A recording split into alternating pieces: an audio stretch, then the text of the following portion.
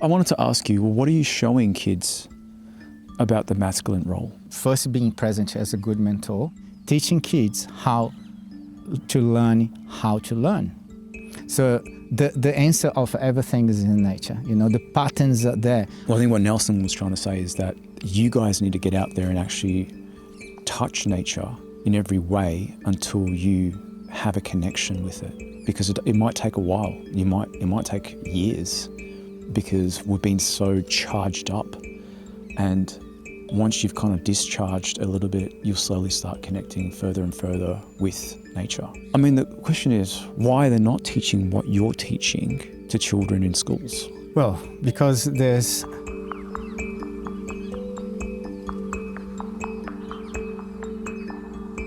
All right, today I'm here with Nelson, a guide who supports deeper connection with nature, the body and community. Nelson, how are you today? I'm pretty good, thank you. Yeah, you good? Thanks for having Nelson, me here. how do we say your last name? Eulalio. Eulalio, Yeah. and where does that come from by any chance? I'm Brazilian, so the origin of the name is probably Greek. Not that I have any Greek ancestor, but it means eloquent, that who speaks Oh, well. right. So Eulalio. That's really cool. Yeah. The fast-paced world that we're living in, whether you're a child or an adult, right? Why is it that it's important for us to slow down and get back into nature? We have been in a mind-oriented society, like with focusing too much on knowledge and on wisdom. Mm-hmm. And as a knowledge and wisdom, knowledge is information. That's how I would explain these terms. Like knowledge is lots of information. We have lots of information. We have infinite information. We have information everywhere. And wisdom is when you know how to apply the information, right information in the right time. So that's wisdom.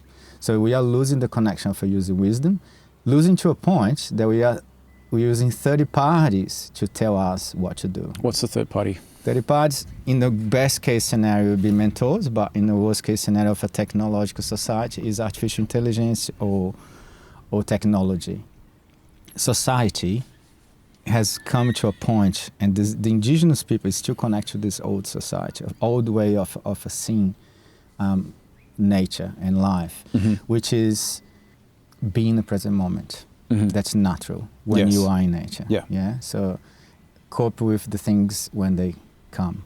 Seasons, it's time to do this. Is winter, it's time to save stuff and to be more introspective. The word you just said was cope. Yeah. And you probably recognize that people aren't coping at the moment. Yeah. Well, people is using. There's just too many distractions. So we've been so domesticated that we've basically forgotten what native means, what natural means anymore, that we are solely relying on technology to give us that boost or that little adrenaline rush. I think domesticated is a perfect word for that. And we have developed so much our brains to a point, because there's many theories behind there of developmental as in society, that we have more free time, less stress, natural stress, and then we have lots of things to be growing too much our brains. The big problem with the focus on the brains, and this is a new thing-ish, if you talk about like the time as human beings that we are, that's to be afraid of a future. Yeah, so there's the concept of a future, which is not real in some level. Like the present moment is the reality. Yes. And indigenous, let's say, I'm generalizing as indigenous way of a life is connect to the present moment. And you see like some languages don't have even future terms, or the future as a conception of the term. Mm-hmm. And being too much on that is like, okay, this is happening. But if this happens, well, if it happens, it happens, and we do what we need to be done when it happens, you know. So it's not afraid of the future. The fact that we are afraid of the future mm-hmm. makes us to plan too much for the future. Another good example of this is insurance. Insurance is a new thing, you know, because you're selling the future possibilities, and to be protected for a future that may never happen. So we drove too much on those concepts, and we forget to be in the present moment. And if you're not in the present moment, we lose our tune, and if you lose our tune, start to be feeling disconnected to the live stream of nature. And that's why you need to slow down, because it's a different frequency, literally, to be able to connect again. In science, for example, when we talk about brain waves, and so we have this regular alpha, beta waves. Alpha when we wake up and is calm, feeling still, you know, calm, and then beta waves is like a high activity during the day when working things, and then many people trying to get into like through meditations and even like a shamanic drumming, you can get in that, which is the theta waves. Is the waves of that state of a mind that's relaxed enough that's almost getting to sleep. So those states is when the magic can happen with nature. Okay. You can hear things from nature. You can communicate to animals and things. It's somewhere in there for one aspect. And then you have the deep delta waves that goes when you're like in deep sleep. Yeah. And kids from 0 to 2 years old, they are usually in those delta waves. 0 to 2. To 2. Okay. And then kids up to 12 years old, they are on theta waves. And that's why they have the imaginary friends. They have a very, very good connection to nature. Yeah. Beautiful. So we lose it with time. We've lost it. Yeah, especially adults. For some people still have it. Yeah. I've got to say, like, you know, adults still have imaginations. I mean, we do. We can do that. And what concerns me, and I have been seeing that happening sometimes with kids, is how they can be losing the ability to imagination because electronics. You know, we can talk about that later. And that's something that I would like to even write an article about, like how losing the capacity of imagination with things like even like the storytelling part of it, they are losing. They're not liking anymore storytelling. Now that you just said that, kids are losing their imagination because of technology. What are the most simplest things to reconnect with nature if you're not close to nature? What do you think? What are some suggestions there in your mind?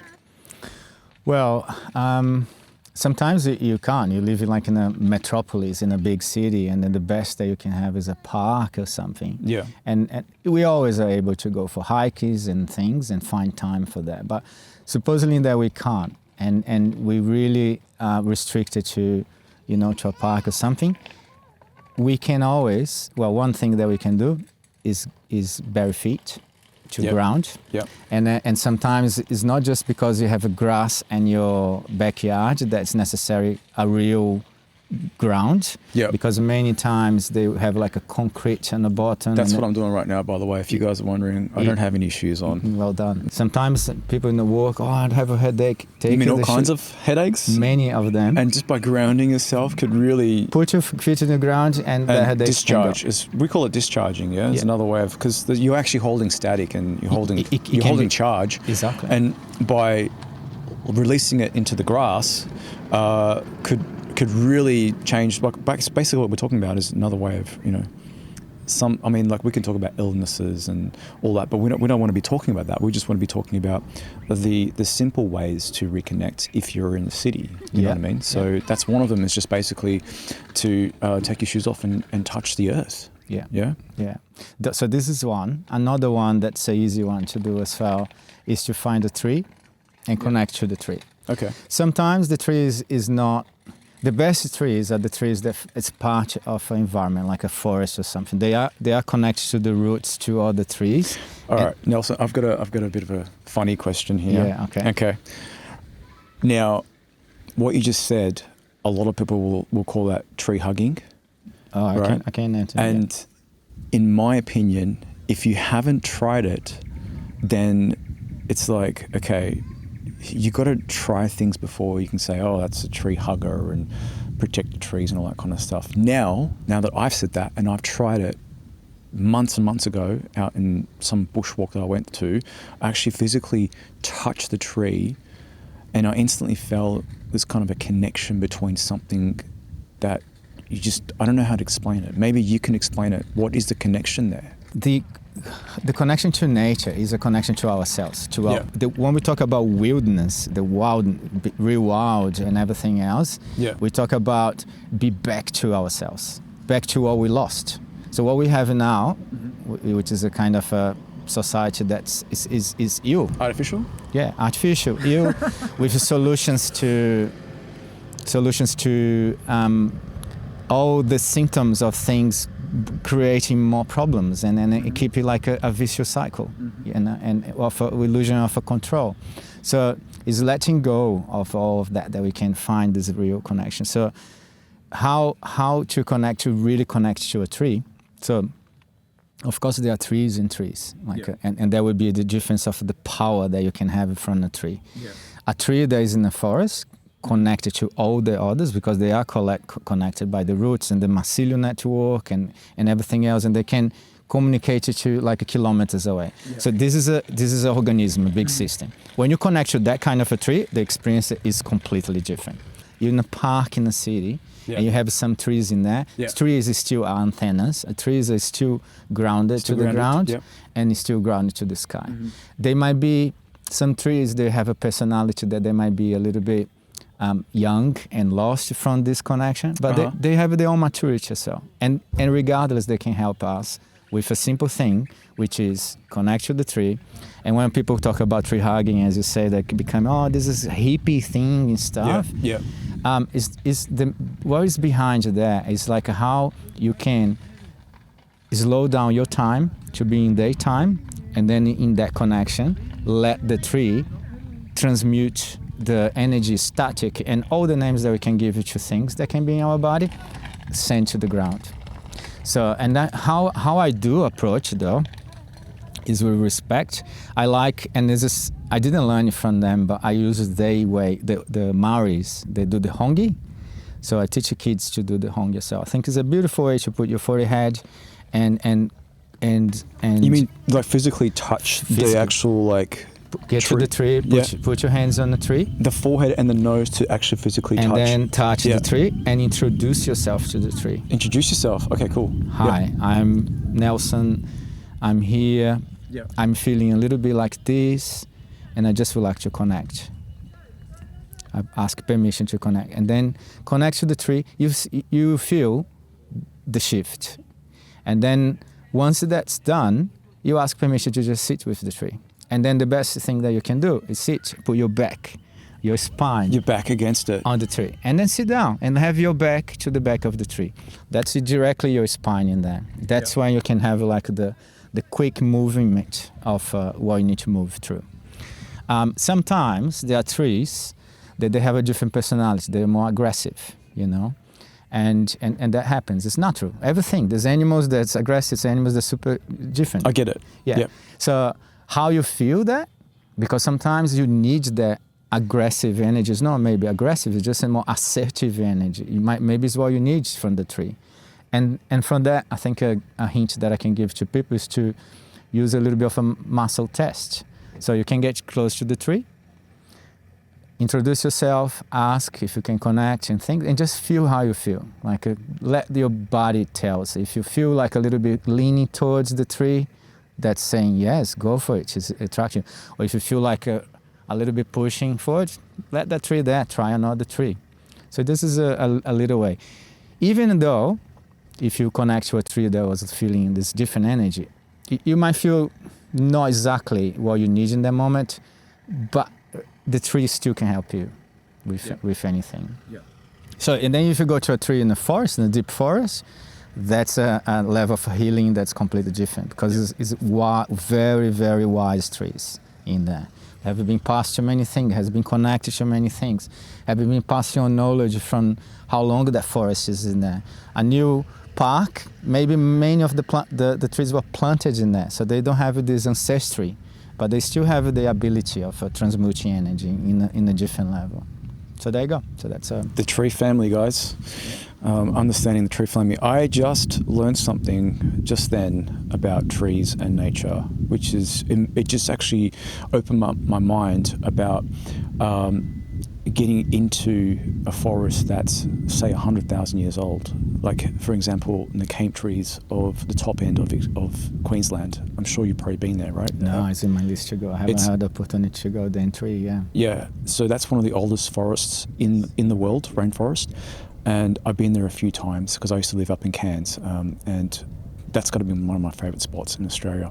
And I noticed that going from Victoria, going to Cairns and experiencing the whole coastline of different forests and different natures, what really stuck with me was the tropical area or humidity, atmosphere. That whole nature part really stuck with me, and it will always stick with me. So I think what Nelson was trying to say is that you guys need to get out there and actually touch nature in every way until you have a connection with it, because it might take a while. It might take years, because we've been so charged up, and once you've kind of discharged a little bit, you'll slowly start connecting further and further with nature.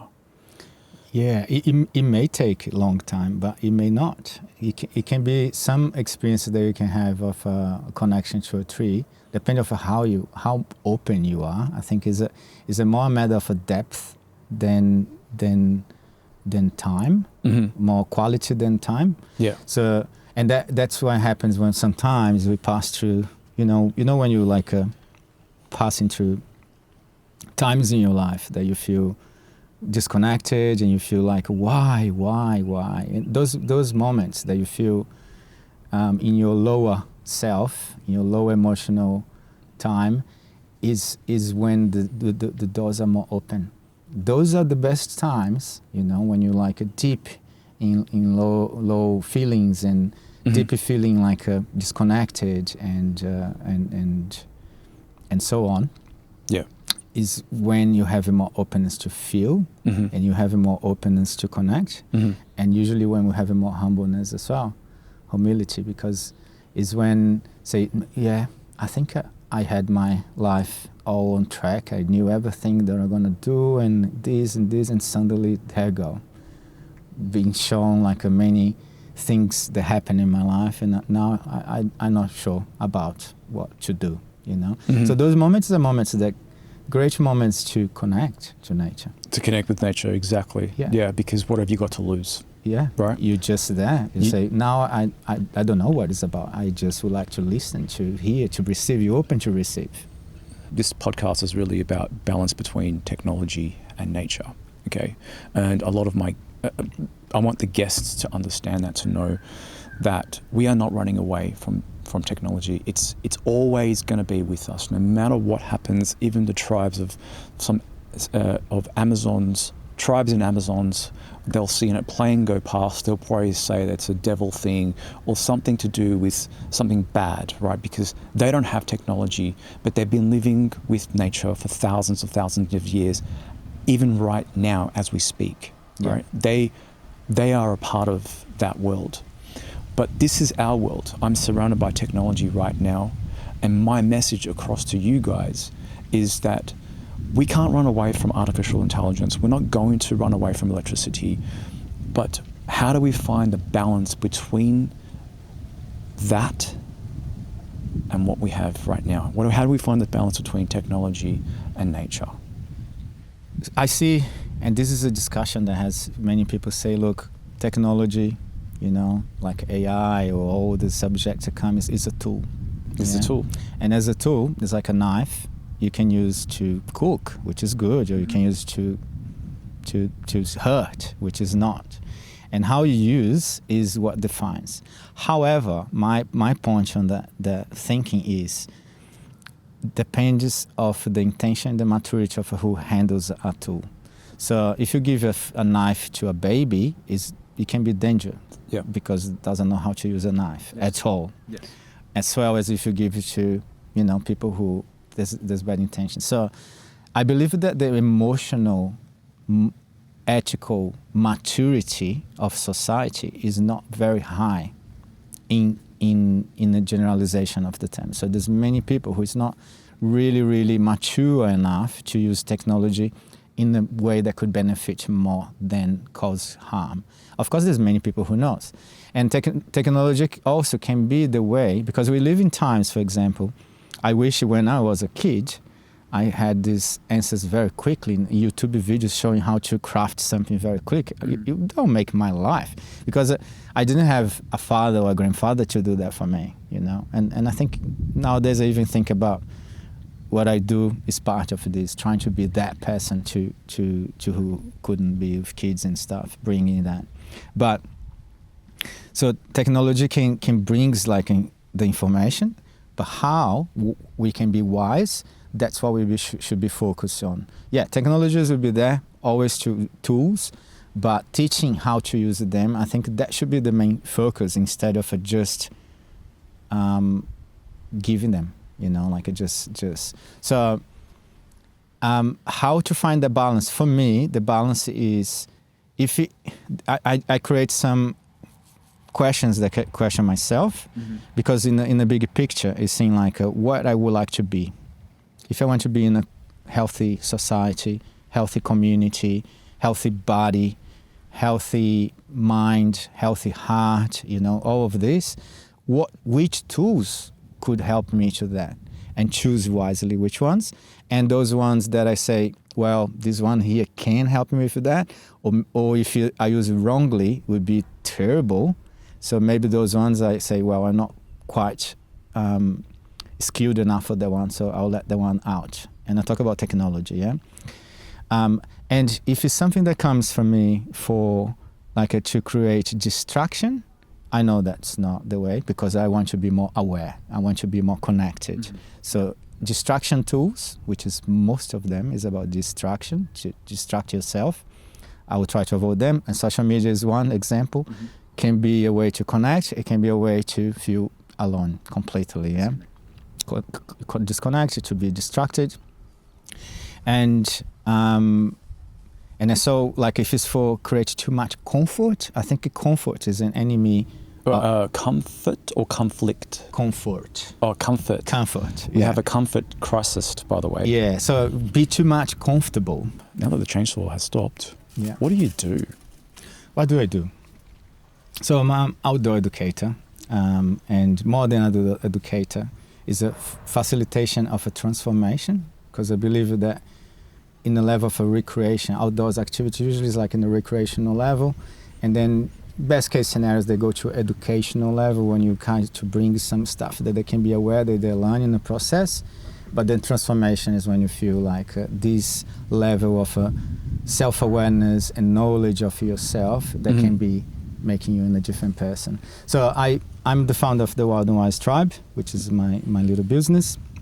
That's backwards, but I'll fix that real quick. No worries. and everyone is welcome to join to check out on the website, and there's everything in there, what's done. So this is coming from my life purpose of bringing like an attunement of what I would like to do, like a passing to many phases of my life of feeling like disconnected to my purpose and things, and trying to figure out what to do, and then came in like in very deep moments of realizations, and then came in as a mission to be accomplished, and in that mission is bringing people into connection to nature, rites of passage, building community, a healthy community, aware community, and life skills. Yeah.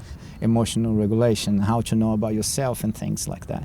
Okay. And then there's workshops, there's courses, there's camps, and there's many things to come. But I wanted to talk about the masculine, the manly figure in our lives, the masculine, and nature. Yeah. What are you doing to bring that back to children and adults? What are you showing them? Yeah, good question. Does fire play a role in this by any chance? Definitely. Yeah? Fire definitely plays a role. Yeah. the big archetype of the father is the sun, Yes. fire, and earth or the moon is the feminine archetypes. And this connection to them is a part of knowing ourselves. Yeah. So fire plays definitely a big part on it. Is one of the fire elements is can be connected to masculine energy as water can be for feminine. This is a classical on yin yang and so on. And the fire is not just a tool. Yeah. And that's when we can lose much on the understanding of the fire. Fire is a spirit. Mm-hmm. Yeah. And there's a spirit, and there's many mythologies, like Perseus and so many other that bring the fire to the humanity. So fire is knowledge. Fire is what we bring from the sky, and then we have the knowledge and the nourishing from the earth as well. So having these two together is definitely work on those energies. How can that be brought in workshops for kids and for adults? Is being aware of those traits, those characteristics, in a healthy form, because we do have aspects which is like a positive aspects of a masculinity. We have the shadowy aspects of a masculinity as well. So, so the assertiveness, the direction, the mission. This is the positive aspects of the masculine, and then the shadowy aspects will be aggression and so on, and violence and things. So the same happens with the feminine. The feminine is the nurturing, the beautiful aspects that you have of the feminine, and in a shadowy aspect would be manipulation. For example. So this is playing society nowadays. We have agendas in society to make families and communities less available. Yeah. There's one of the big... I wanted to ask you, what are you showing kids about the masculine role? So it's first being present as a good mentor, as a good masculine role. And I have friends who came to work with me because they were needing, I need to work with a male mentor because this is missing so much. Yes. Kids learning that by learning about themselves, kids learning that by not just working with the elements, but like in my courses and things, they learn about archetypes and elements and things. And there's principles that's very healthy to do. Like, for example, I teach kids, boys and girls, in my course. Yeah, both genders, how to do, principles of martial arts, Okay. And in principles of martial arts, as an example of that, you can have one of them is like the rock and water, to be solid or to be, flowy. And I ask kids, what's best? Is that to be hard or to be soft? And then kids usually, special boys, just the best and things and stuff. And I say, well, it depends. And then we do some exercise. One of the exercises, there's some games that you can just stand up in front of each other, try to take the balance out. You can try to take the balance by being extremely strong. But if the other person is flowy and let go, they will be the ones who fall. So to find this balance, this healthy balance of a masculine and feminine energy, and knowing the roles that we have in society and when to apply, that's part of a living community and living society. And this should be taught to kids and to adults, because we lost that roles and things. And there's too many agendas nowadays that trying to push. And I will say something that's sometimes controversial, and it's people talk about, for example, toxic masculinity is a term that's being used. And I have been to many men's groups, men's circles, and so on. And I would say that I've never seen a toxic man. Yeah. What I have seen, many, maybe most, is wounded men. And a wounded man will eventually act out of his shadow aspects of his masculinity, because it's a wounded masculinity. The feminine is, the masculine builds. Yeah, that's a way that you could see. Yeah. And is it... So by you saying a wounded masculine, that makes a lot of sense. Yeah. And what you saw was a lot of wounded men in battle, basically, because when they step out of the home, they're stepping into war with life, nature, everything, everything. But the feminine she's just born beautiful and smart, and she just is. We just accept that. And a lot of men don't understand to accept the feminine as she is. Yeah. Do you get what I'm saying? Yeah, which is the mother. Yeah. The mother. Yes. And this reference of a good mother is fundamental for all of us. Is where we have our first understanding of what feminine can provide. Yes. And there's many father and mother wounds for both males and females, and they play up in different ways. So that's what I mean. Like to find somebody who is not wounded in a modern society is very rare. Who do you see shows the most amount of like results at the end, kind of a thing, with your work that you provide? I think kids will be, because in childhood you can untrigger many things before there even is a problem. Yeah. You know, like there's many situations just to be like the right mentor, the right safe space, the right person to be there showing, modeling for them something that could avoid like years of a counseling later, you know? I get what you're saying, yeah. And I've had these experiences in my life, in my work as well, like who brought me to tears sometimes, like to see those, how impactful you can be in some kids' lives. And some adults' life in some level as well, by the talks, by the things and the support. So everyone benefits. I would say that kids will benefit more in the matter that you can untrigger things that should not even create a problem. And society now, kids have been so, in some level, neglected. Right. By technology, by the parents be too busy or anything.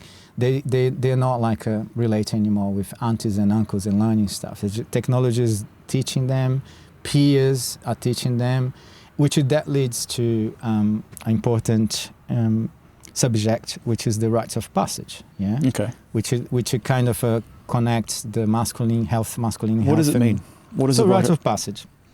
So rites of passage is all the societies and indigenous society, they have the rites of passage. Very clear. For who? For the most classical ones is for boys and for girls. At what age? Puberty. So like as soon as they hit puberty. To become males, young men and young females. So what happens if someone's...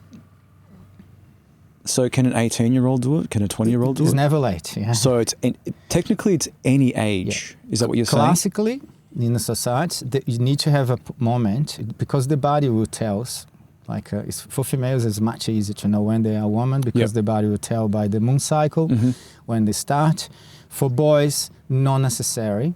And so boys benefits, it needs more rites of passage than females, but all of them needed to.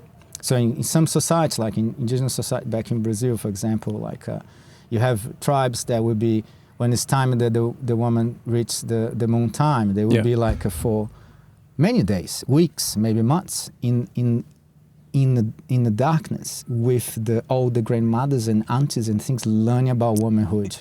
Okay, so I want to just, I'm confused now. I would like to learn about whether it's the indigenous or is it the domestic? We're going to get there. Yeah. So for boys, there's many types of them, you know, like even like a Papua New Guinea classical one, the bungee jump comes from the rite of passage. That's a rite of passage okay. for boys. Okay. And so many others, there's many. Why they are important? Because they can create a milestones in the life. Like from now on, you're not a boy anymore. You're a man. Take responsibility. You're a young man, of course, yeah? And that's in the age of 14, 15. That's been until maybe a century ago. Yeah? Okay. Because modern society is like 18 and gets older and all that stuff. Right. I get what you're saying. Yep. But something that's given as a rite of passage is fundamental to, and is in the framework of rites of passage, because you can apply that for anything, for education and anything in modern society. The core of that is that you need to be given by society and to welcome you in a new stage in society. So if it's not given to the young people, they will need to find their own rites of passage. It's natural to use. It's something that is necessary, the body asks for. And then if you don't give your healthy ones as a society, they will find the TikTok trends and things and stuff who can drink this or do this or be on top of a skyscraper and things and stuff. And it's usually extremely dangerous. So given by society, and then when they know that they passed through that proof, and then now they're received as a different person. So can I say that your opening up the teenager's eyes to their limits when it comes to what they do and don't know in a safe place with nature. And it's a very memorable experience for them.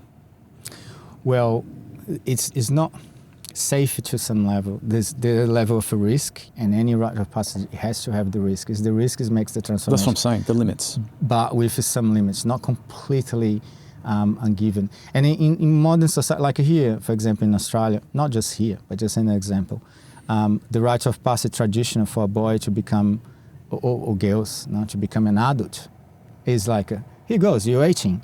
Bottle of whiskey for you. Yes, you draw a driver's license. Or go to a pub and get completely drunk until passing out. Welcome to adulthood. How sad that is, yeah? So we need to give those rites of passage. And rites of passages, this is a classical one, like into boyhood to manhood. Yeah. But you have other ones that society they're giving. Like when you get into, anytime that you change your role in society, it's when you need a rite of passage. So another one that many traditional cultures they do is from you get married. Now you're not a single person. You're married. It's a different life now. You're going to be a husband and a wife. Yeah. That's another rite of passage. And another one is into eldership or in fatherhood. Now you're not just a couple. You're talking about levels father of that. And a mother. That's another rite of passage. The first child. And then into eldership. Yeah, okay. Now you're an elder. And I like to add some others that I think is fundamental, like even like in many bush skills, kids learning how to do crafts and fire and stuff. They need to know how to be responsible. I believe kids well educated for that, they should have a little rite of passage to receive a knife. Yeah. And that can be as early as 7 years old. Not the regular 7 years old kid in the city, definitely not. I wouldn't give you even like for some teenagers. Yeah, because but know how to widow like. But something. You're talking about teaching kids how to survive now in nature. Yes. And to survive in nature, you're going to need tools as part of the survival, and a knife has been part of our human society. For thousands and thousands of years, we've been building tools and weapons basically for a very long time. For hunting, for crafting, for building, basically. So there's a difference between those things. And with that comes the responsibility. The whole aspect that is in there. And some kids come to my workshops, for example. Oh, I know how to make. I have my knife. My father gave me a knife. I'm in the bush doing everything. And I say, are you responsible with your knife? Yeah, I am, because I have my knife and things. And then there you go. The kid leave the knife unattended in there, doing something else. They say, you just lost your right to use this knife. So that's great. You're not showing the responsibility on that. So if you're not training kids to know how to use discipline, then they don't deserve. And and this sense of a deservedness that they feel like I'm responsible, I deserve to have this and it was given to me. That's his accomplishment. Yeah. That in all levels of rites of passage. Yeah. Yeah. Yeah. So it's definitely with responsibility. It's very easy to find. Again, knife can be bad used. So you're responsible. You always putting them back in the sheath. You always know how to use and clean and put back. That's your responsibility. As early as 7, I've seen kids 7 years old that can show so much responsibility. It's not common. Yeah. And you need to be kids who, since they are babies, they are in this kind of environment, But if you go to country kids, how young they are and very responsible. Yeah. The best kids in outdoor groups, when you have coming from school camps and things, kids from the country, they listen. I get what you're saying. Because they need to survive. What are you working on other than being a guide and a masculine role model for children, for kids, other than that? Well, so other than workshops and course, like one of the courses that I've been doing, and this is just getting more and more to offer different levels of these courses that teach life skills. Mm-hmm. So they're learning not just survival and bush skills, they're learning how emotions work, how the mind works. And sometimes parents ask this is not too high for kids to teach about archetypes, about unconscious, collective unconscious. They get it. So this Wait, who gets it? Kids. But the parents were like, sometimes parents say, are they ready for this? No, they coming home and telling about those things, and they were like surprised. And parents are surprised because by the maturity that they have, because when it's given the right time. Because the lack of, I mean, the question is why they're not teaching what you're teaching to children in schools. Well, because there's the educational system was created to create like labors, yeah. Labels? Laborers. Like labor. People who let's just stop there, because we can talk about this off camera. Yeah. And I'm sure the people who are listening would understand that as well. No we don't problem. have to go any further than that. No problem. Yeah. So that was the education system was created for that. And in the best intention, the best intention of a society that wants to control, to be safe to things. So it's created to dump information, and more information you have, the best. But it's artificial environments. Kids are inside a box, air-conditioned box. And in the best case scenario, they will be outside to play in the grass and things and stuff. But nowadays, kids cannot climb trees because it's dangerous, Or the playgrounds, they know knowledge of their balance. Nowadays, I get kids like in a flying fox section, for example, and then they climb the tree and I say, okay, turn to me now. And then they don't know how to turn. Say, move your right hand, hold the other hand, and it's like awkward, and you know exactly as a kid that never climbed the tree. They don't have awareness of their body, and that's really sad. So what I'm teaching is teaching kids to know more about themselves. It's kids teaching them how to, and this is, I think, is almost a subversive for the system, yeah? Teaching kids how to learn how to learn. So the answer of everything is in nature. The patterns are there, how the things work. Everything that we know comes from there in some level, technological talking about. So everything is in there.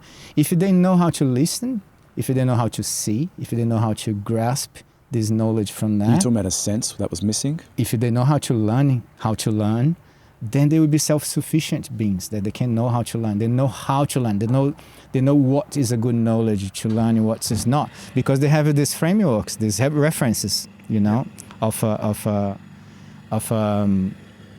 symbols and things and myths and so on.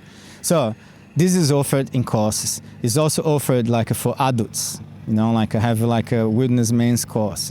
There's coming one now at the end of August as well. But like these things in my website, you can find what is there. So men's wilderness camps and these family camps, ones-on-ones, parent and a child, to have this quality interaction with no mobile phones or anything in there. They can have a real time. This is what I can see in kids after, experience of 5 days in nature. There's the moments of storming and being uncomfortable, not having what's used to have, because isn't that is something that they're so used. You're basically building connection again with family, which they feel like surprised. And I had like a couple weeks ago a beautiful testimonial from a mother that she had a son in one of my courses. He was an ASD boy, and then he came with a carer, fully functional, but after this course, is in my website and social media, so you can have a look. It's beautiful. She's saying how much she could see her son is smiling again, and knowing about himself, about emotions and things, and the transformation. How old is the boy? 11. 11. Okay. So, and how the transformation was not just. This is the interesting part. The transformation was not just him, it was the transformation of her as well as a mother. So how the whole system changes when one part changes. Yes. So this is what we forget as a society many times. It's like as a parent, you might think, I'll put this in a good education here, you're going to be good. What's your part? What's your relationship with the child? It's not just like he is going to do this or she is going to do that, and that will be fine. It's learning this, or bringing that to classes of music, classes of this, classes of bush skills, perhaps. Survival skills. And then so just giving. But the relationship between the system needs to be looked after as well. And that's why for me is important is the community that's built.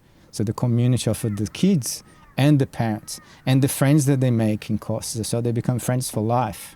You know, that's another beautiful I was watching thing. your videos, actually. I saw some of that. Yeah, so they become friends and they hang out later and things. So it's a community that's built. Yeah. And we need to have this strong sense of a community. So that's like a part of my offers. And there's many more to come. When people come to me and say, Nelson, I would love to work with you. And I say, look, I have this project. You would like to join one of these? And they say, but yeah, I would love to do this with you. Great, let's do it. You know, that's offering. I get you. The energy is there. The possibility. I just doing on my own is hard. Yeah. I see that. But you haven't got any other assistants and helpers with you? I have friends and assistants that they join in. Because you're going to need it, because you've got big groups sometimes. Exactly. I'm the head instructor. I have the groups. I keep in 14 because I believe quality is better than quantity. I definitely could have 30, 40 sometimes. Yeah, but they all miss out. But then there's not the level of mentorship. The one-on-one thing is extremely important when it comes to showing children survival skills. Yeah. I'm going to call it survival skills because I think I see you as a mentor as survival skills. I prefer to frame as a life skills. Life skills. Because survival brings the idea of a fear of you need to survive or something. Oh. So life skills like I'm ready. I know I need to be done. I don't need to enter the survival mentorship. So life skills. It's doing, yes. So you're talking about basically not just physical survival skills, but you're talking about the other side of it, which I can't say, which is the brain side, the imagination side. Yeah. Yeah? Yeah. Yeah? Yeah. It's knowing how to, emotions. How to regulate emotions. Yeah, right. You know, what the emotions do in yourself. How to connect to principles of nature. How to listen to nature. So all of this is part of a life skills that many of them we have lost as a society. I get you. But yeah, the book, yes, there's a book that I'm very excited about, which is going to be published very soon, maybe in the next couple of weeks. Yeah. So it was born when I did my training on Rites of Passage down in the Rites of Passage Institute in Byron Bay. Yeah. And then one of the things that we need to give is something of our life related to Rites of Passage and present as a piece of... you mean when you give back as a return as an gift? Some people play songs or theater stuff, play. And then for me, it was like in the moment, I was like, gosh, what can I do? And then it almost came in like a, you know. And then it was a story, originally was a little story about like a prince that has living like by itself in a little castle. Yeah. And then passed to lots of probations in life, you know, like disasters and things and stuff, which built himself to be a man. And then there was like a pact for a while, like this is a couple of years, and I say, no, this needs to be brought. Some people think, man, you should just bring somehow. And then came the idea to make this in a child's book. Yeah. And then to do that, I say, I'm going to illustrate because, you know, I want children's books. So what's the age group that's for? So this is, I tell here is about 7 to 70, you know, because it's symbolic. It's archetypes in here of everything works in the subconscious mind as like in the Sufi stories and things. It's almost like a parable. So it was adapted to children, like to, you know, with animals coming, which is some elements of nature, helping nature itself. Yeah. And I asked a friend that worked with me in the past to do illustration, and I said, yes, done. So it's fully illustrated now, finished, and I just need to, we're going to be published in the next couple What's the name of the book?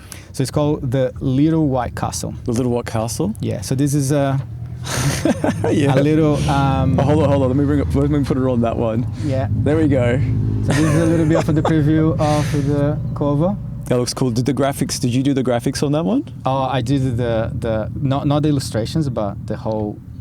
The text itself and the pagination and everything else. Yeah. So it was a friend of mine from Brazil that she did the illustration. If you can leave the listeners with one message, what would it be? I would like to remind that it's never too hard. It's never too hard to connect to nature, to connect to ourselves.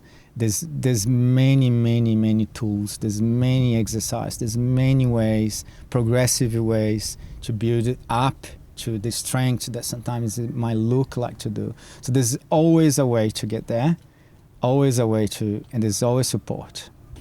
You know how you just said tools. So there's a physical aspect of it, but what I've come to realize is that the lack of support from a human being to get you into nature. And that's where I think you step in. Yeah, I just wanted to say thank you. That's a great pleasure. Thank you. And yeah, it was my great pleasure to be here, first podcast. Yeah. And I'm open to these conversations, or anybody who wants to have a conversations, because that's a pleasure to be able to be talking about those things. I'm very happy to. I will leave all the links below to get in contact with Nelson and his Wild and Wise tribe. Did I say it correctly? Yeah, perfect. Yeah, which is just amazing. His website shows a lot of things that which really surprised me actually. There are little videos on Instagram. I think, do you have on Facebook as well? Yeah. So on the socials, you can see them there. Just another thing, Naturally Unplugged, we don't have socials. We don't believe in social media. We believe in actually being here physically with you. That's one of the things that I wanted to say as well. Yeah. Thanks guys for listening, and thank you for being here as well. My pleasure. Thank you. Thank you. In this special extended conversation, Nelson shares his personal journey from Brazil to Australia, exploring his heritage, family roots, and the experiences that have shaped who he is today. How long have you been in Australia? It's been, since 2011, so it's been like 14 years, almost, November. Actually, a coincidence, my passport stamp is 11th of 11th. Wow. I didn't mean to, but it's just a way to arrive in Australia with some deep synchronicity. So it's been 14 years. I lived 8.5 years on the Gold Coast, and then moved into the Sunshine Coast about 4 years ago. Wow. 5 years ago, yeah. Yeah. And in your native country, what were you doing there before you came to Australia? Yeah, well, this is a little bit of my background. I call my past life. Yeah. So my past life, I worked over 20 years as a creative. So my work in Brazil before coming here, I was a creative director of a big amusement park, theme park. Nice. So I have like a nice team of a couple designers and architect and illustrator. We were building themes, and it was a mix of a big water park and resorts and restaurants and things. So it's a complex. And it was good.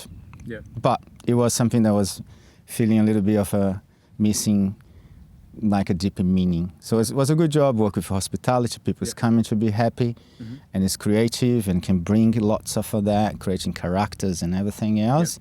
However, was always feeling that something was missing, and I did have nature in the back as my own healing, bushwalks and camps and stuff. And then when I came to Australia, was already intentionally, I want to connect to permaculture.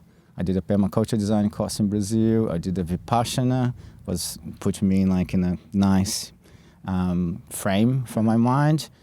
And I want to know more about Aboriginal culture and the Maori culture. So there was a lot of things that had me to this way. And when I arrived in Australia, my plan was to get into nature as work. So that was the beginning. So if we go back to your 20s and your 30s, what were the triggers that made you want to get back into nature? Since very early, very young, I was because my father was a philosopher and had a library at home that I could access, and I had contact to books and to schools of thoughts very early, literally as early as 10, reading a Nietzsche or theosophy and spirituality. So that was a little bit of what I started to try to learn about myself, try to learn about the world, but from indoors. That was the thing about books and books and books. So it's going in good ways and good travels through the knowledge, but missing the groundness of it. So You mean the experience of it? Yeah, yes. Yeah, so you were basically, like you said, the philosophy part of it was in your mind, and now you wanted to try to experience that Yes. Yeah? So, well, my early trainings, I joined like a Gnostic school that was for many years, and then was my interest in shamanism as well. So having contact with some traditions from the North America, like Lakota traditions, and doing. What's it called? Lakota. Lakota? Yeah. What is Lakota? So Lakota is one of the main tribes in the U.S. Okay. And they bring like a similar activities from Indigenous, like the sweat lodges and vision quests and the soul retrievals and things. So similar practice that Indigenous people have, Yeah. and that's like globally all the Indigenous, they have some level of the same practice. That was when I started to have them more on the ground, let's say. Okay. So learning more about nature and how to connect to nature in that level.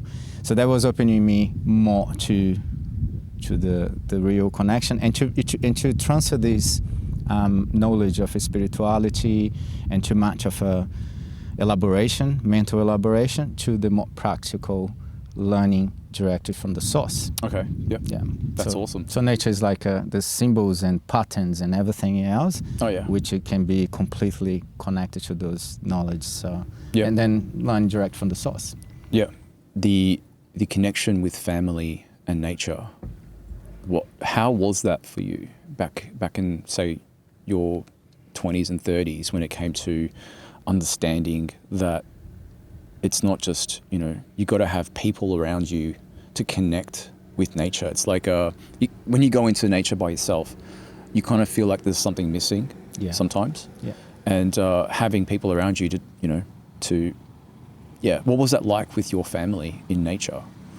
Well, that came in more towards from my extended family. Okay. So I was blessed to have like a big family, as many aunties and uncles and cousins and a beautiful grandmother that she's not alive anymore, but she was this matriarch. And it's interesting, which reminds me sometimes, as when we talk about Indigenous knowledge, and I see this very clear here in Australia, like so many people who either has some resistance when talk about Indigenous culture or acknowledgement of country, is like, oh, we belong to this stuff, and makes sense. And or in another side of it is to feel like, oh, I don't have any Indigenous background, and I don't feel like I really deserve or connect to things. And the interesting fact is that absolutely any culture have Indigenous background. That's great. Yeah. Yep. So like of course most also of Australia came with colonization of the British.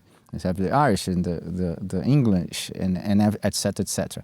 And Europe has their own Indigenous, like when you talk about Vikings and Celtics and things, that's pure Indigenous knowledge, pure connection to nature, pure attachment and respect and living a life out of the seasons and how the plants that need to be used and everything else. So deep knowledge of nature. So those knowledge, they are in absolutely all cultures, like when you go to your ancestors. And I think it is a connection to ancestry is one of the big steps to get into nature. So yes, many of us, I'm an immigrant here as well, first generation, let's say, but whoever is here on 3 or 4 generations, they have their ancestors. And that can be in absolutely any country, culture.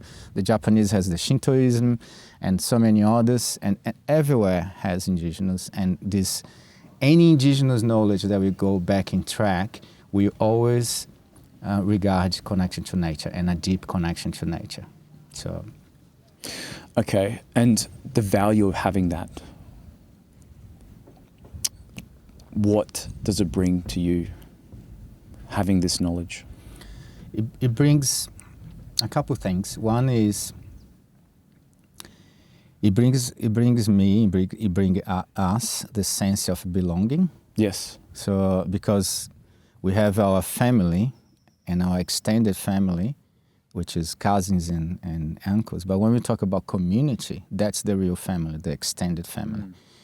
And in the matter of a fact of education, and this can be paradigm for many parents, because they think, I try to teach my son and my daughter why I can't, and they don't listen to me. And we, as society, we are wired to not listen necessarily to our parents, to listen to our uncles and aunties.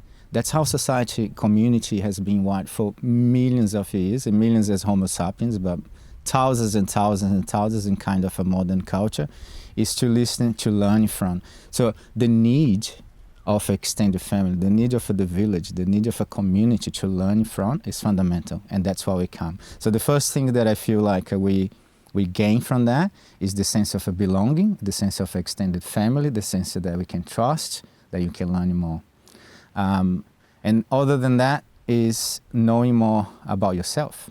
You know, where you come from, what your tendencies, what is so much in your ancestry that can unconscious, like as good things or as shadow things that can play up, and then knowing about yourself and how you can be a better person. Okay, so I'm Persian, I'm Iranian. I've been here since 1987. It's a really long time. And I wasn't born here, but I still have some of my heritage that I brought over here and it's still within me. What have you brought to Australia that the Australians didn't know about here? A foreigner, yeah. Until what's it called? A foreigner. A foreigner. Yes. Foreigner, yeah. Yes. Yeah. Sorry, my accent. That's okay. And from that there's a big learning in that, which is seeing yourself from the lens of outside of your own culture.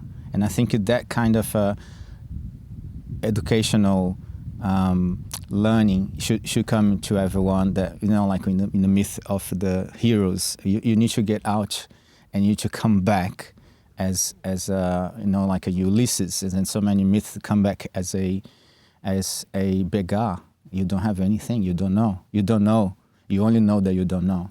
Yeah, so that's a base of a Socratic philosophy, and from that space of a humility is when the real knowledge starts to come.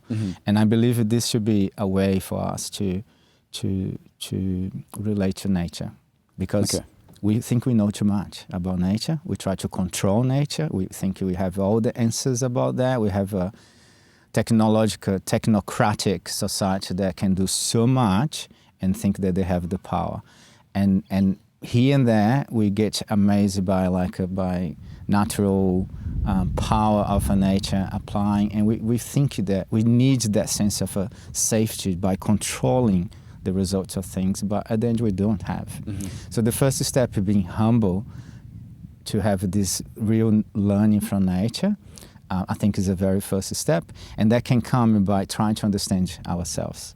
So bringing to what I can bring from my own heritage, because my heritage would be a mix of a Portuguese, you know, like 8 generations, 6 generations, 7, I don't know how many, a few, because Brazil is 500 years old.